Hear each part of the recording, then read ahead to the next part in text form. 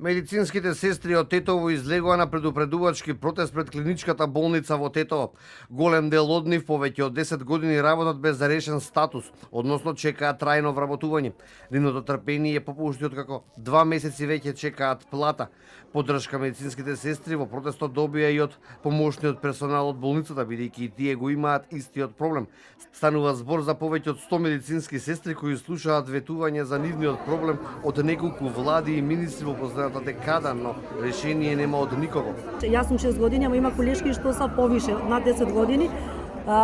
И предходната влада и ова ни ветуваат решенија, значи никако ги немамо. 2 месеца сме без плата, никакви договори немамо. 9 години од 10, јас сум сега 10 години, ама сега ништо нема. Цело време 10 години со договор на дело. Со договор на дело, да. Директорот на болницата во Тетово вели дека доставил барање за решавање на овој проблем на медицинскиот персонал до Министерството за финансии, но одговор за сега нема. Чекаме секој ден, правиме напори да добиваме од нив одобрение, така што ќе бидете на време исплатени.